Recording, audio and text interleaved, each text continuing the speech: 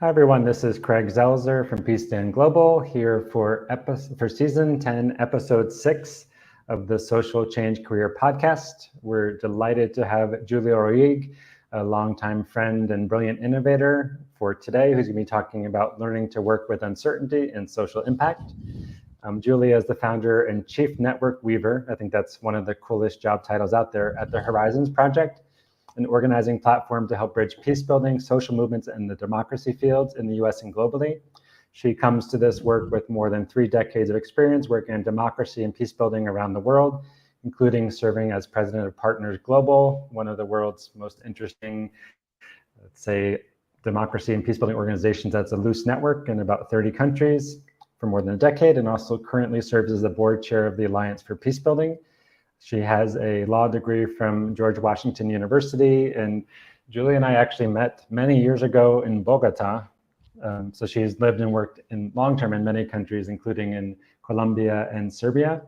And I was on the board of Alliance for Peacebuilding for, I think, 2 terms. And Julia really is one of the most brilliant, inspiring innovators in the social impact field. And I've learned so much from her over the years and always admire her energy, enthusiasm, ability to question systems that are working or not working well, and just try to help support change makers from all parts of the universe and the world and the planet, and really to not just assume that the global north has the solutions, but that we're all in this together and need collaboration, cross-sectoral thinking, and bold action. So for people who have not been in the Social Change Career Podcast before, this is streamed to LinkedIn and to YouTube. So on LinkedIn in particular, please let us know where you're watching from in the comment section and a couple of words or sentences about your interest and background. At any time throughout the podcast, feel free to share questions because we love to bring them into the audience. Within about 2 weeks, this will be converted to one of our over 100 episodes with innovators and change makers talking about careers of impact. And you can help us a lot by, 1, listening now or in the future. 2 is we deeply appreciate when people might share a rating or share the podcast, because every rating helps us grow the impact. And also check out the brilliant work of Partners Global, Horizon Project, Alliance for Peacebuilding, and PCDN. And just a quick teaser, tomorrow we do this weekly, but tomorrow we have another podcast with Carly Amazeghi from the World Economic Forum talking about responsible data. And then we'll have a podcast March 21st with Manuela Guzman, who works for Top Tier Project, talking about social impact careers and digital nomadism. So we have lots of things coming up. And I'm going to just check and see where people are watching from. So great to see you, Ana Maria from Bogota. Greetings, Tanya Tarp from Lexington, Kentucky. So wonderful place. Greeting Mohammed from Ghana. And again, throughout the podcast, please let us know where you're watching from and your comments. So Julia, thank you so much for making time to share your wisdom. And I love your background picture. Thank you. Is that from one particular magazine or lots of magazines? No, this is a really cool group called Amplifier that you probably know does creative partnerships with different social change causes. And these are all activists. You could see Adrienne Marie Brown behind me and others.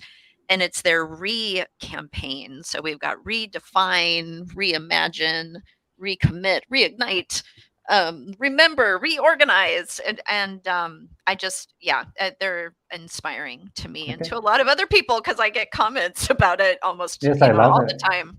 Okay, so I'll put the link in there. So Julia, you're joining us from Maryland, US, I assume. And so you've had you're still young, but had a long career of impact. And so is there something that's guided the type of change you're trying to advance throughout your career, or what are the challenges and opportunities you're working on currently?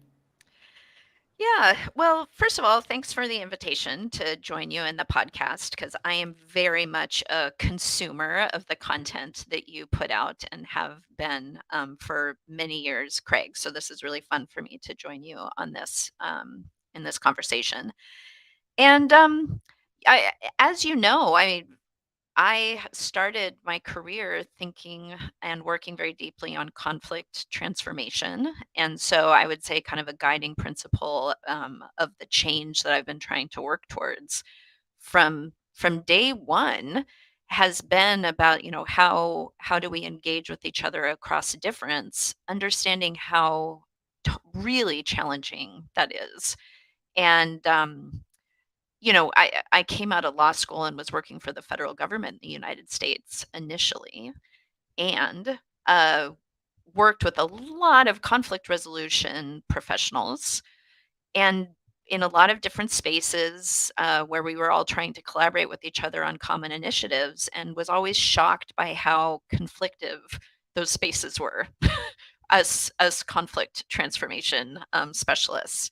And at first, when I was really young, I felt very cynical about the fact that we were in coalition together and we had such a hard time making decisions and having productive conversations, that then I thought, this is just human nature. It's really hard to be in relationship with people who have different perspectives than you do. And and I would say that's kind of the guiding kind of, let's say, force of my entire career, is just to acknowledge that it's really difficult to get outside kind of that, whether it's egos, whether it's bias, whether it's siloed thinking, all of the ways that it's difficult for us to engage with other people, um, to then really be focused on, well, okay, how do we kind of support good people who probably have common goals, who would like to be making change together, and facilitate processes to allow them to be more productive and more kind of effective in doing that work. So it's not really conflict transformation anymore that is kind of my basis and my home. Now I think much more about kind of systems change and complexity, and all of the new buzzwords, because there's new sexy topics for basically kind of saying the same thing that we've been saying for 30 years. But really thinking about the fragmentation in the social change field, and how we address fragmentation of our efforts. Wonderful. And just welcome a few people: Emmanuel from Uganda, Patricia from California, Laura from Spain. Let's see who else. Jennifer from Barcelona, working for StoryMind, Mohammed from Ghana. So please keep letting us know where you're watching from and your comments. So Catalina and I, she couldn't make it today, unfortunately, but we were watching Jon Stewart has a podcast that's on Apple TV, and he'll take little clips and put them on YouTube.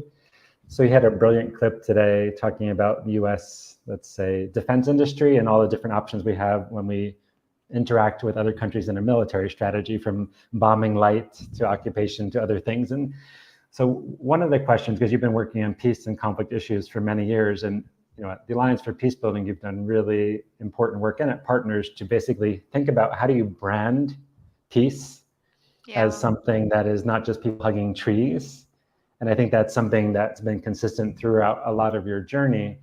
So whether it's peace building or social impact in general, how do you think the field, or how in your work have you been trying to brand or market, or whatever word you want to use, change and change making and collaboration better, so that it doesn't just seem as something like pie in the sky idealistic, but that actually the really hard and important work of both advancing change but building ecosystems of change, like how do we generate more, both sell the worth of that being invested in, but also talk about the metrics of what does it mean to actually build collaboration? Yeah. Well, there's a lot in that question, Craig. But it's an easy one.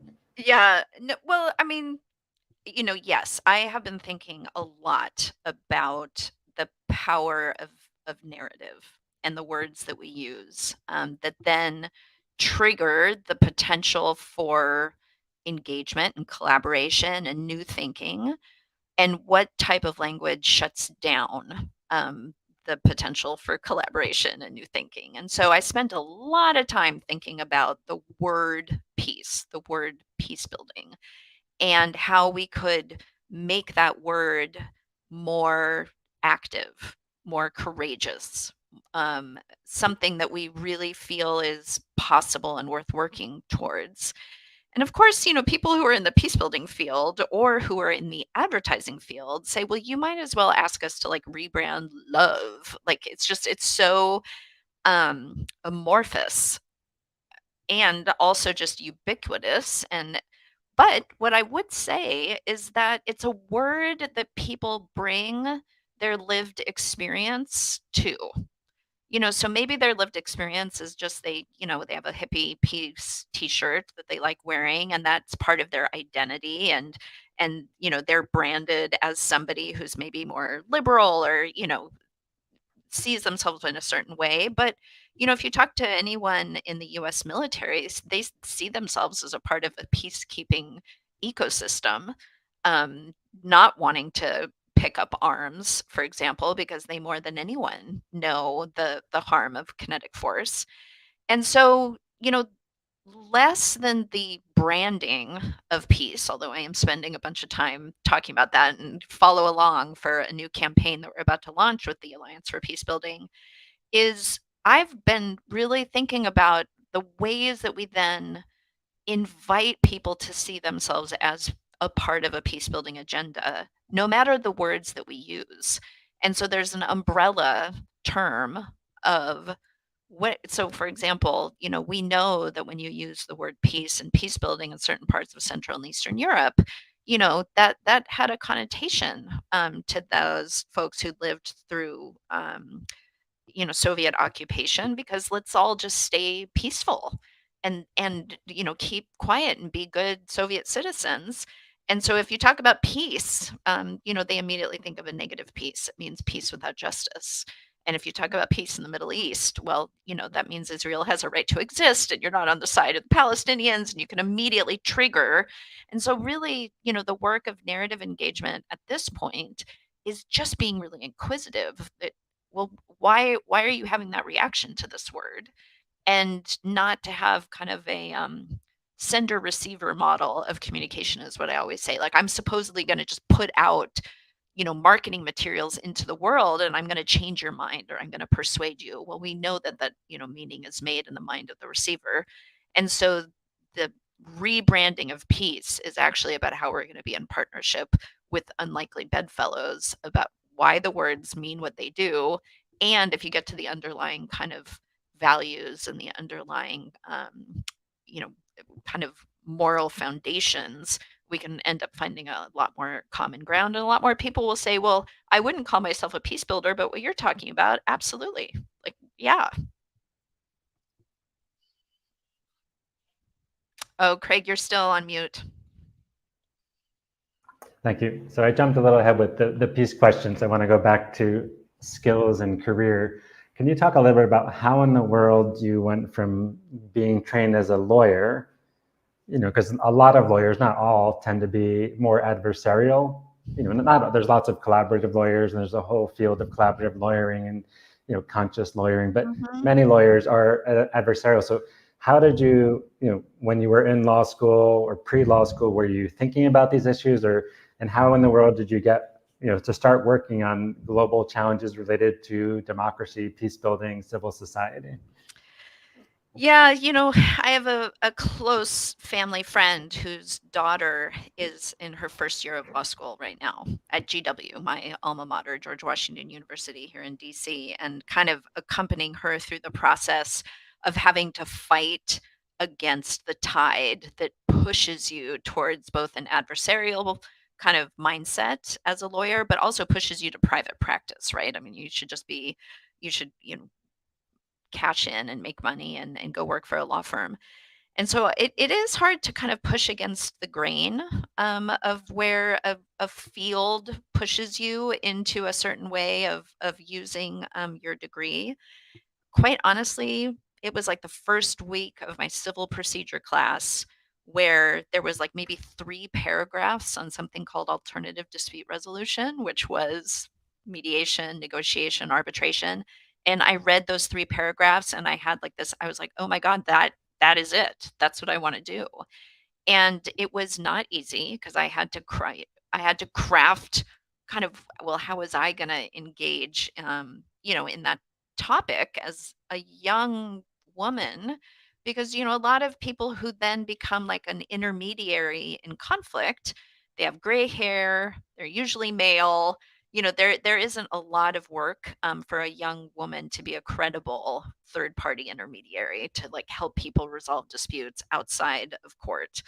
But where I did find a career path was in the design of systems within government agencies to promote the use of mediation. And it just so happened that the DC courts had a grant to try and do workplace mediation, and nobody really took it so seriously. And so it's like, oh, yeah, let's just hire this young woman and she'll lead it for us. So very serendipitous, but it took me a year and a half, Craig, from when I graduated. I, worked for a professor doing research right after I graduated. And I honestly thought I was going to be one of those people working at Starbucks with a law degree because it took me so long to find a job. And so one of my kind of ahas is just like stick it out with the things that really that you feel passionate about, because I saw a lot of people who then eventually just like, oh well, I'll take this one job and just because I need to. So I was working. I was working to make money, but it was a long time till I found my career path. And then the transition to international, quite honestly, I'm a really bad example because I don't know if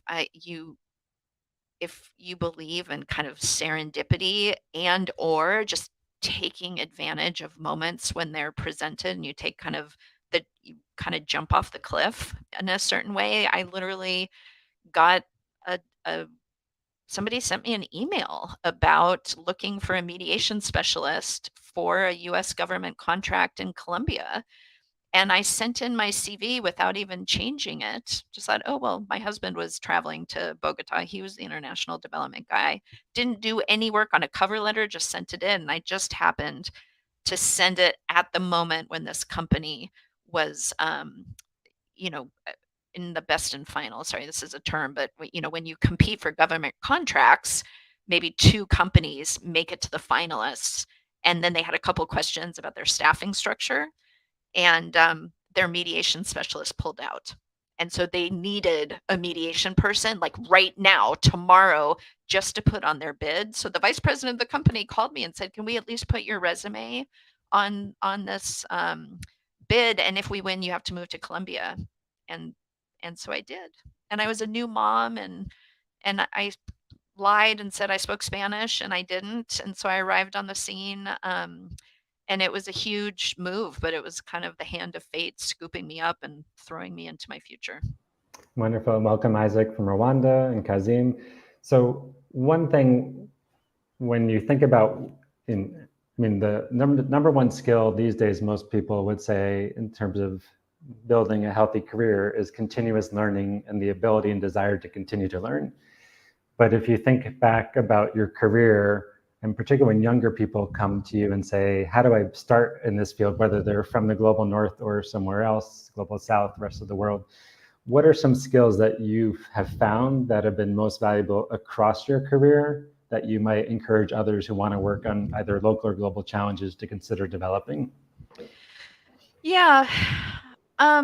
Well, this idea of risk taking, is that a skill? I don't know. I mean, it goes with my theme of uncertainty, Craig, because I think we definitely want to feel like we have all of, that we know everything enough, that we're prepared enough to be able to do a job. And then there's openings that come available, whether it's a fellowship opportunity, whether it's an opportunity to join, X association and do this thing. I think, everybody feels like you have imposter syndrome, and then you think like the adults, like the grown-ups, the people who like actually, are like the experts, like they don't have imposter syndrome. We all have imposter syndrome. And I think that's, as you get older, this is like the secret actually, isn't it? That you eventually like look around, you say, "Oh my gosh, I'm the adult in the room." And the only difference is like I guess I got to be the one to figure it out. And but younger people have to be in the space of also just figuring it out. So the learning by doing, but then also putting yourself in kind of stretch positions to then have to stretch. And I'm not going to lie, this it's not fun to feel uncomfortable.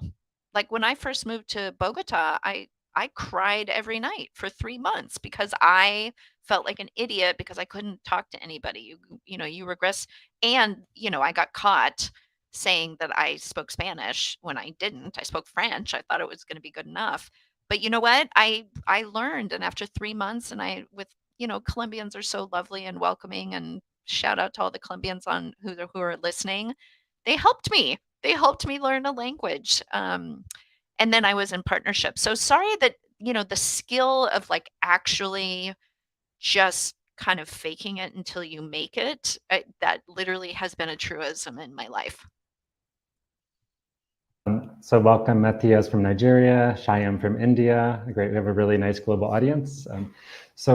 And please, we'd love to hear your questions and comments. So feel free to put them in the chat box and we'll bring them into the conversation and continue to let us know where you're watching from.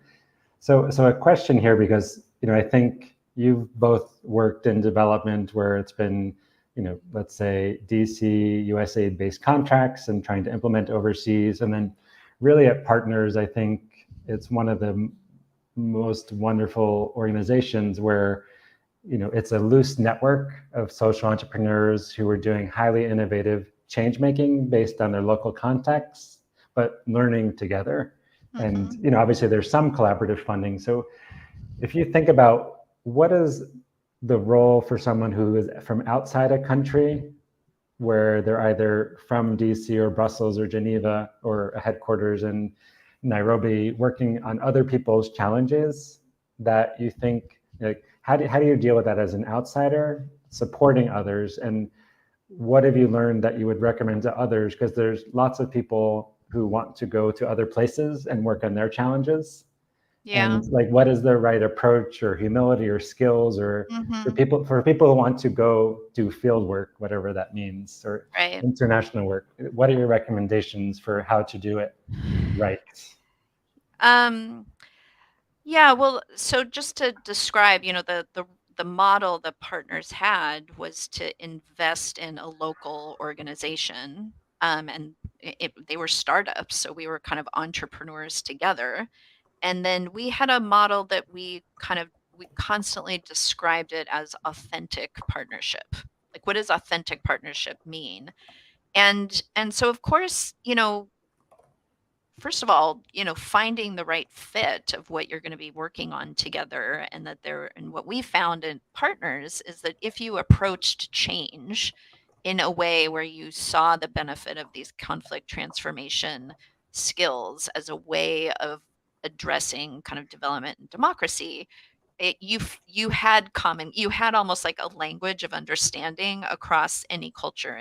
And Craig, you made this comment to me once, which I found really special and heartening, that you could go to any country in the world and like you would meet somebody from our network and be like, they kind of just had a little something. So I think that, a common approach to change, and when you're in the conflict transformation field, there's a level of kind of self-reflection of, well, how am I showing up in this space, and my biases, and what I can bring. And so then I think what worked for us is actually the power of the combination between the local and the international and the regional, because it's, there's a whole bunch of local first right now, right?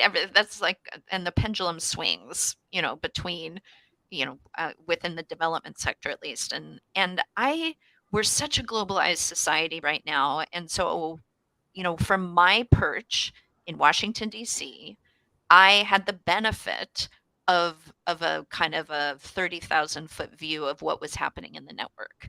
And I could bring that to the change that was happening in Jordan or in Argentina or in the country of Georgia, to say, oh, it's really interesting you're working with the military and feminist movements on safety issues in your country. You know what? They've learned a lot about that in our network in Mexico. So there's like the act of being a connector. But also I have access to funding networks. I work more with, like, with some of the multilaterals. And so really, I think one of the benefits is to then be able to use your connections and your, let's say, privileged position to bring other people into those conversations, make sure those voices are being heard, and make sure to connect, obviously your colleagues with both technical and financial resources. But, with a lot of humility, because, wow, I learned more from my colleagues and partners over the years that I was there than I think I ever really taught them. So, it's not a one-way street in any way. And so I think being open to being transformed as you're working in different countries, is really important.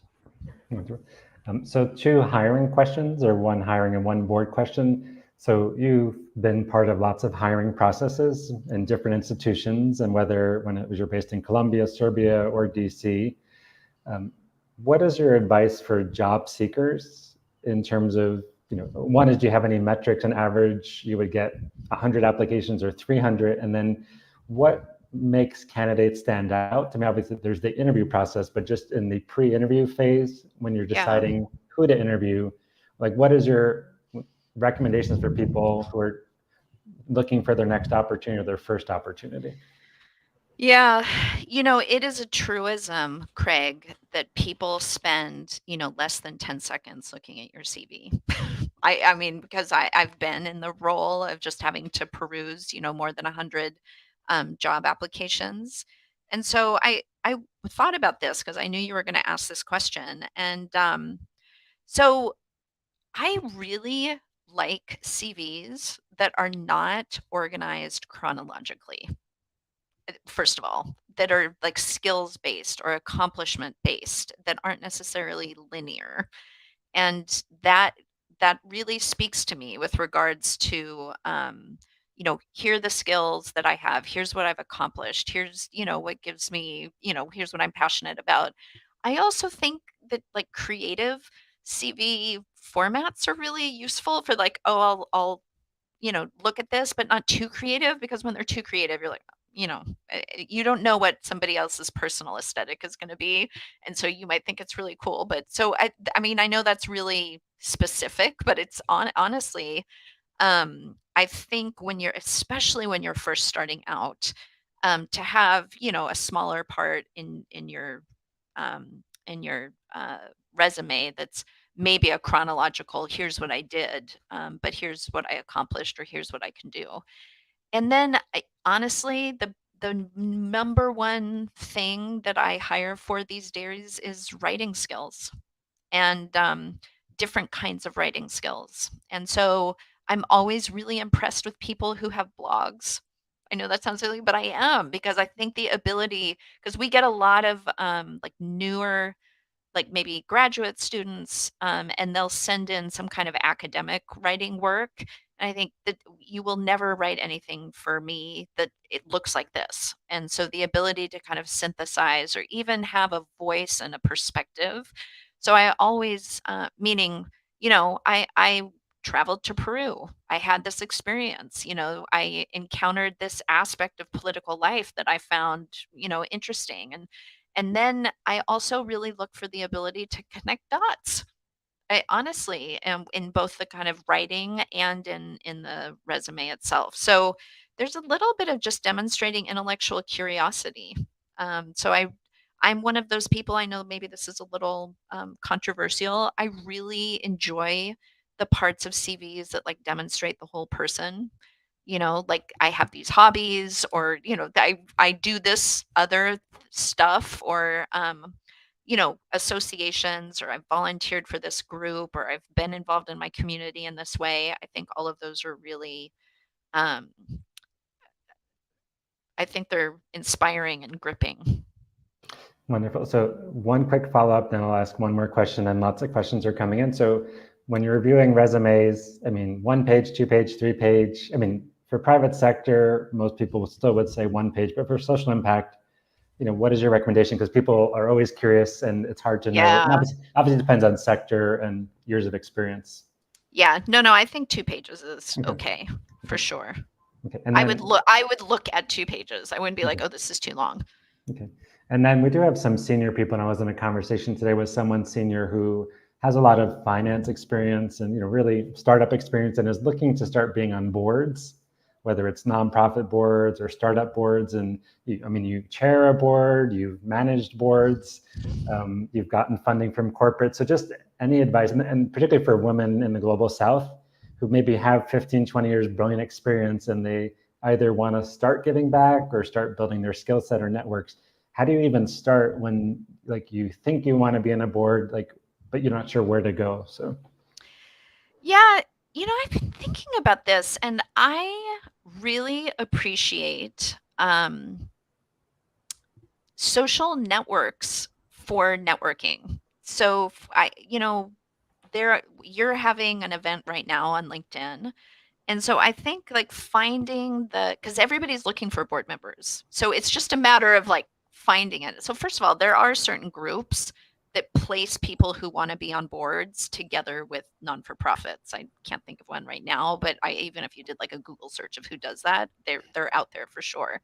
But I kind of find that engaging with people online that you want to be in relationship with, commenting on their posts, this is really interesting, forwarding what they're doing, attending their events, making comments in the chat, and then reaching out and say, I'd really love to know more about your organization, and really target the groups that you're interested in, and then let them know of their interest.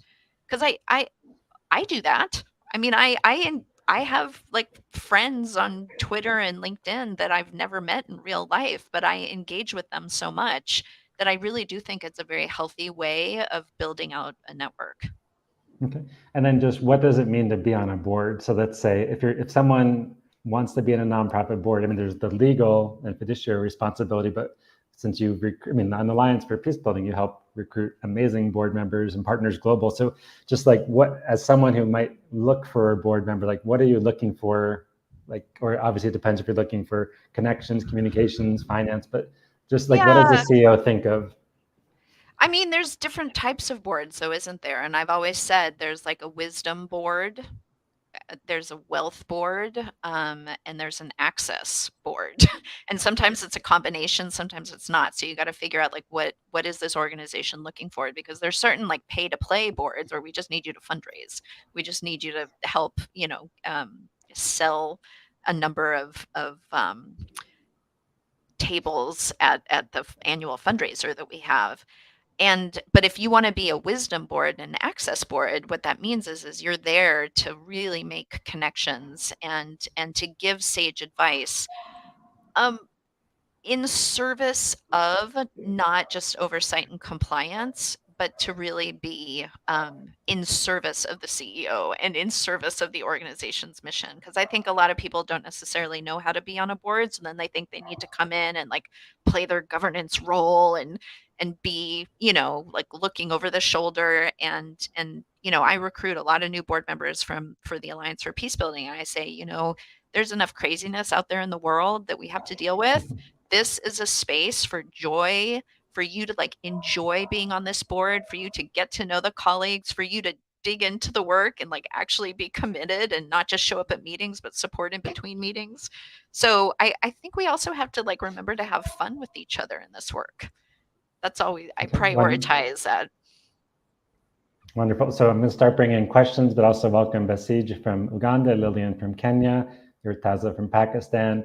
So the first question is from Irtaza, and please keep putting the questions and comments and let us know where you're watching from. So Irtaza asks, what is the scope of remote jobs in the development sector, which connects to the expression, talent is universal, opportunity is still not equally distributed. So any thoughts on remote work in general, or how people in the rest of the world could look for really interesting remote opportunities in the impact space? Yeah.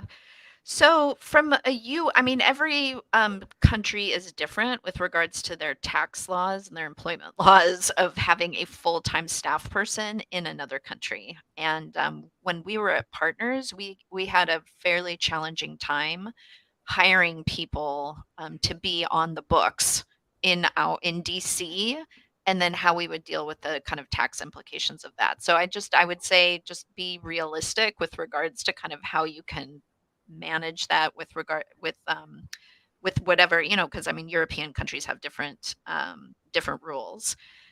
Now, with that said, what's worked well for us and what I think there's so many opportunities, and you promote this a lot, Craig, which I think is really helpful, is these fellowship programs that are just totally proliferating in the social change field, and they some of them pay pretty well. And so we have an organizing fellow at the Horizons Project that's based full time in Uganda now. So, but it's a fellowship, and so then therefore we can get around, like it's not an employee, but we can still pay for certain things, going to a working space and a computer and things like that. And so I do think that there's some creativity. This is the future. We're totally remote at the Horizons Project. We're all over the U.S. and I don't see us ever really going back. Thanks, Irtaza. Also in the PCDN Career Campus, we share tons of remote impact ops. And then there are still, I would say, about 2 to 3% of all impact or development employers who are remote first, where they're starting to say we actually prefer candidates from the Global South for some roles, and they pay often Global North rates.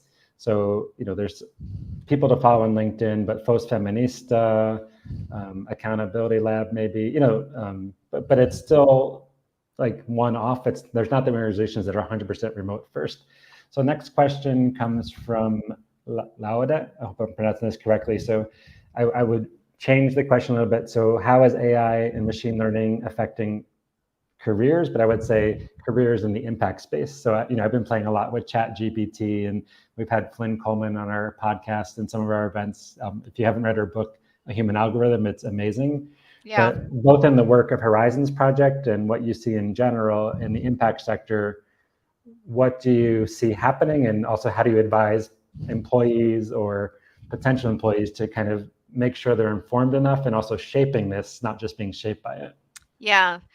I mean, I think your first point or your last point about shaping it, because to be honest with you, I see a lot of folks in our sector being like, yeah, whatever Web 3.0 or AI or, whatever, and not actually wanting to engage with the future that is coming. And so I think just the very fact that you're asking this question is great. And I've played with ChatGPT too. I mean, I've done some silly things like, here's an article I've written, so help me with like 5 LinkedIn posts that I could take from this. So a lot of the just kind of like spitting out some pithy social media post type things that has worked well for me.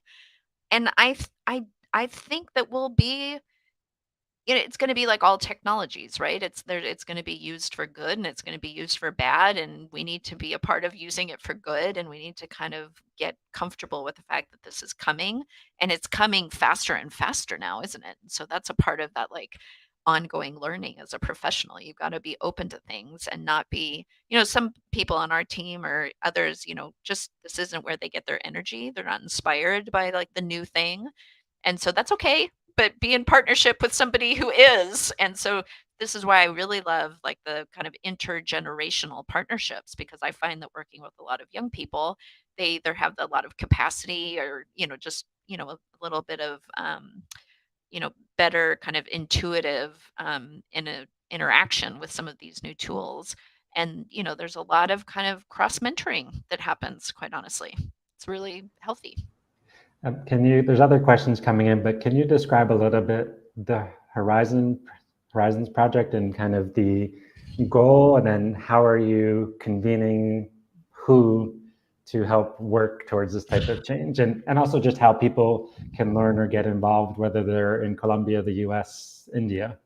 Yeah. Well, I would, hopefully we can put in the chat the website. It's just www.horizonsproject.us. You could sign up for our newsletter. That's a good way of engaging. If you go to the news section, there's a place to sign up because we do curate different resources once a month of things that we think are interesting. Some of them are US based, not the majority are US based, but I've been getting a lot of nice feedback from colleagues in other countries that it's relevant to their work. So, Horizons, we did not register as a non for profit. I think I told you this before, Kevin, Craig, that we're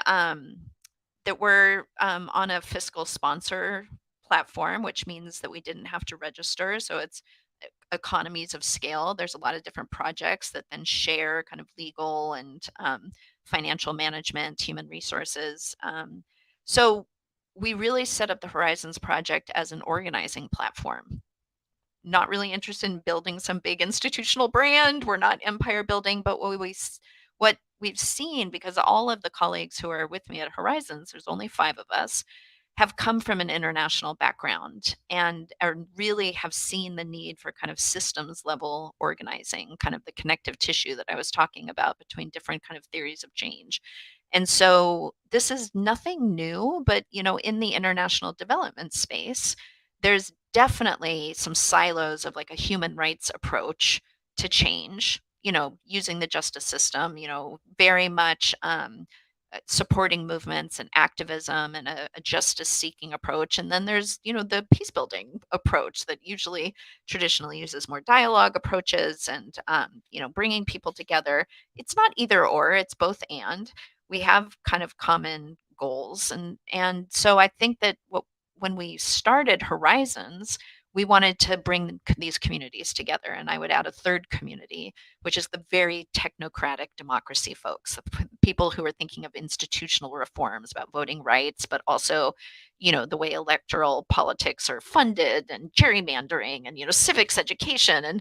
And these, we draw a very big circle around the system that we're trying to affect. But what that means is that we're working mostly with networks and nodes of networks and connecting them to talk through these tensions of how we see change happening in the US, different sense of urgency, right? I mean, some people are feeling the harm of our kind of growing authoritarian regime in the US. Some people are not feeling the harm so much. So they have the ability to have kind of a longer term perspective. And so we end up really working at either at cross purposes or with a bunch of redundancies or just not knowing about each other at all. And so really we're trying to align around a sense of urgency, specifically about the rise of authoritarianism in the US. So one follow-up question, then I'll bring in Hebron's comment. So how do you, I mean, and the wonderful thing is to say, I mean, Julia and others, I remember many years ago at Carnegie, you convened a meeting at this, when you were part of Partners, and this is probably going back 10 years ago. So this is not a recent, just because the US is in deep crisis. So, so how do you measure some results, or when you think about the funders who are funding you, or just how you're reporting out? How do is it meetings convened, or you're tracking how how do you start thinking about the measuring of? And I'll just say one tip for career seekers, and I say this a lot, is that one of the positive changes in the change making world, whatever sector you're in, is 30 years ago there weren't that many networks. And now there's networks and hubs for almost every, whether it's donors funding youth or trying to prevent trafficking or startups. So there are now network hubs and funders and collaborative organizations and donors. Like there's almost a network for everything. And so I often advise people, if you're thinking about the next step in your career, try to start with the network first, whether, professional networks or practitioner networks, to understand where the industry is, what are the debates, the skills, and also where the opportunities are. And then from the network, you can find specific organizations, because many people jump to the organizational level without understanding what's happening. But just, and I think funders are a little bit more willing to support networks, still not enough. But how do you demonstrate results to the people that Horizons Project is either helping to convene or the ones that are funding and supporting you? Yeah. Craig, this has been such an ongoing conversation in the social change field, this concept of metrics. And I I will be a little out there and say, like, I think we get it all wrong with regards to trying to kind of quantify or qualify impact when the change that we are trying to achieve is generational change. So I think we spend way too much money trying to define kind of these metrics so that the system can report back to their board, or USAID can report back to Congress, somehow we're going to like check off a couple of boxes and say that we're making change, and it just doesn't work that way. So I have been, I'm in a position in my career that I can push back on that a little bit. Doesn't mean that you aren't conscientious about the system that you're trying to affect. And so what happens when you're working for systems change is you're learning constantly about what is happening in the system and where the levers of impact are. And if we work over here and we work on that, what happens? So it's a sense making practice, and you're constantly sense making. And so what we feed back to our donors, we don't take any project money anymore. Thank you, God. We only get general operating support because it wouldn't work otherwise. But what do we do at the end of the year? We started in the beginning of 2022. We gathered all of our funders together for one briefing, and we said, here's what we are making sense of in 2022. And here's where we're seeing energy. Here's where we're seeing tension. Here's where we're seeing needed. I mean, we basically say, here's where we think we should be making a little bit more investments. And here's what's guiding us and our energy in 2023. And we don't mean to be doing everything, but it's a constant process of sense making. And you sense make individually as an organization, you sense make with your partners and in kind of key networks. And so I'm really not in the metrics business anymore because I actually don't believe that it's both worth our time and energy. I don't think we're measuring the right things because they're not, clock problems versus cloud problems. Sorry to be jargony about the systems thinking. We could put a link in there to explain what I mean. But it's a whole bunch of emperor's new clothes. We know when something's not working. I'm sorry, but we do. If we were actually spending the time to be learning organizations, and we learned with our partners, and we adapted, and we were able to say like, okay, this isn't working. Let's go in this direction. But it's going to take a long time for philanthropy and development to make that shift. I see it happening though. Yes, I mean, it's the projectification of social change, and social change doesn't happen through projects. I mean, they could be an important part, and it's one of the challenges with a lot of the development industry is we projectify things and put them into boxes, and it's anyway, but it's a hard thing. But what you can quantify are relationships, because relationships make change. I really believe that. And I believe that from all of the years working at partners, is when even if you were working together to change a law and the law wasn't passed, and so you would say to the donor, oh, we needed a new criminal code. We didn't get the criminal code, rats. But you know what? That coalition that came together to work on that criminal code together, the next time something happens or they find something else to do together, that's the long-term change, are the relationships. So once again, it's generational work. So one question, then I'll bring in Hebron's question. So when you think about convening and collaborating and sense making and understanding and empathizing, there's so many skills there. And Catalina and I were having a conversation, and won't get into too much detail, but she's on the board of our condo complex. And the meeting actually took 8 hours. I mean, and so we're talking about facilitation and cross-cultural approaches. So one thing is like the art of convening, or just the art of like humbly bringing people together in a space for collaborative learning and dialogue. How does someone learn those skills? And do you have any recommendations? Like, are you born into it? Do you recommend grad school? You apprentice? Do you do immediate? Like, I mean, it's a whole range of skills, but knowing how to build processes in a humble way for collaborative engagement is a skill set. And absolutely. So how do you recommend for people who want to improve their skills or just understand how to convene better? Like, what are the pathways to doing that? So I do believe that it's a skill that you learn and that you can improve over time. So definitely take a training, like a basic training on facilitation skills for sure. And then to the extent that there's opportunities to practice, I keep a facilitation journal. I have for years. So I'm really self-aware of what worked and what didn't, and when I said something and it set somebody off, or et cetera, et cetera. So I think that the reflective practice is so important as a facilitator. And listen, there are so many resources. Like you were saying, like there's ongoing learning opportunities in the space. And so I sit in on all sorts of webinars and I listen to all sorts of podcasts from people who are doing facilitation work. And I use Pocket. You know, the Pocket is one of my favorite knowledge management systems. And I save articles when I see them, and I'll go back before a convening and I'll read through certain things.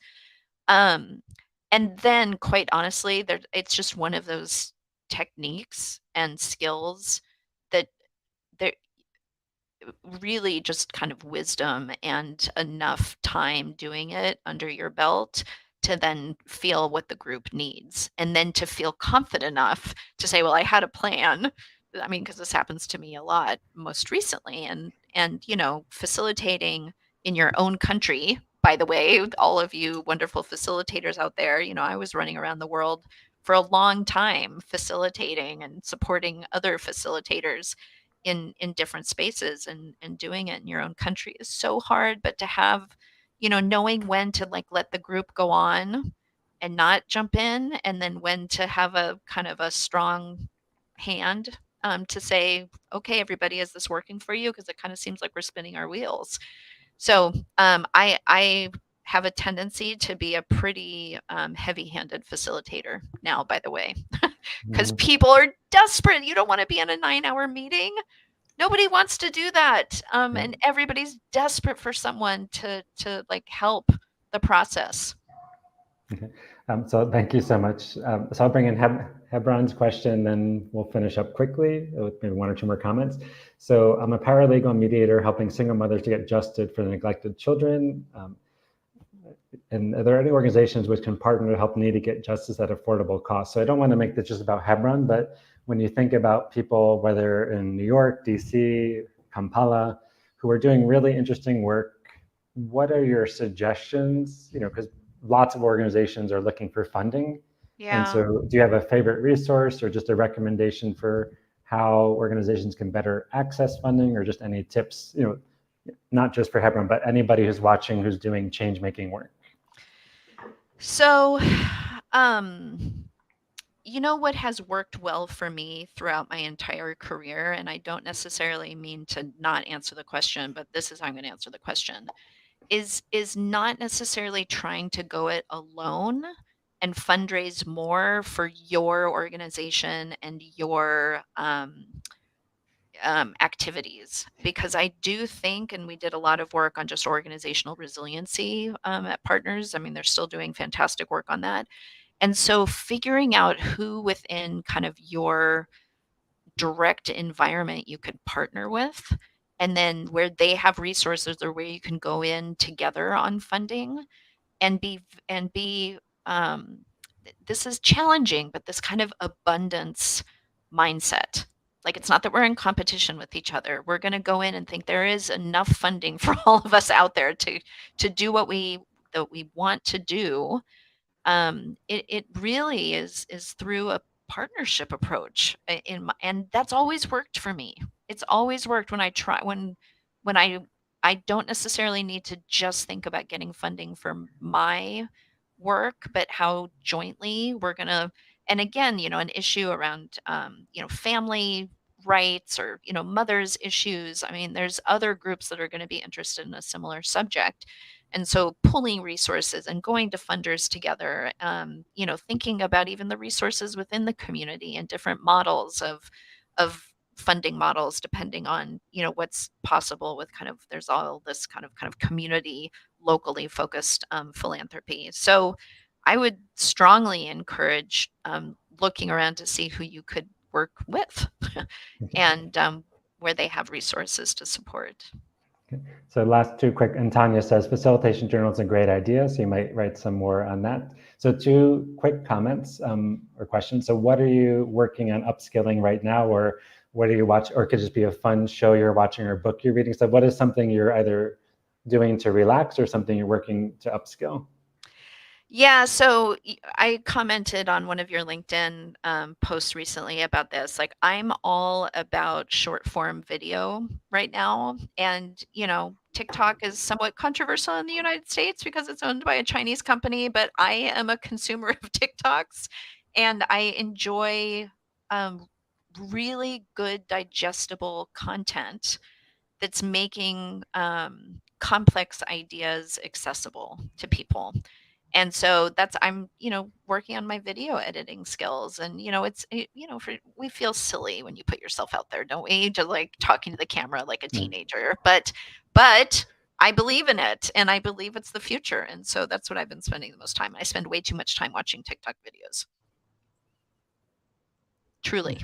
It's funny because a podcast with Anika Nawabi, we did a podcast.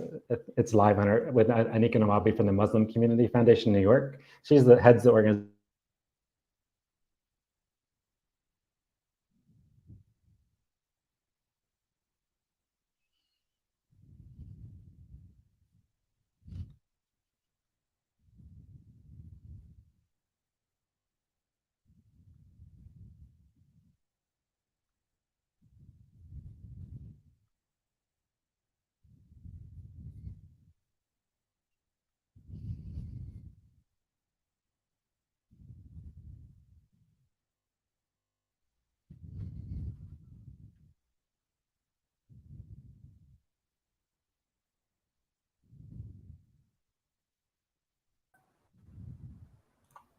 Oh, we're back. Oh yeah, sorry, my internet cut out for 1 second, so I don't know why. So last question. Apologies to everybody. Just Alliance for Peacebuilding, how people can engage the conference, any resources you want to highlight from the Alliance, and then we'll finish. Yeah, absolutely. So the Alliance for Peacebuilding is a global organization. It has over 180 members. It'd be great if we could put uh, the website in the chat. They're having their annual PeaceCon, their peace conference, May 3rd through the 5th, and it's hybrid. So you can both attend in person in Washington, D.C., or you can attend online.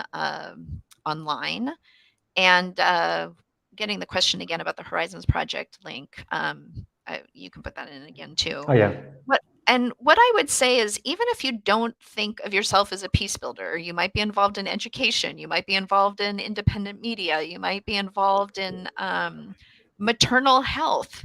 I think that you will find something at this conference about the change that we're all trying to make, kind of moving society in the right direction. And it's just an inspiring place to be and have some really good cutting edge conversations about great process, different frameworks of thinking about how change happens from this kind of conflict transformation lens. And so I would encourage you to get involved with the Alliance. They have a lot of really great resources that they put out as well. So thank you so much, Julia, and everyone for watching from around the world and your comments and engagement. Please check out Horizons Project, Alliance for Peacebuilding, Partners, PCDN, and others.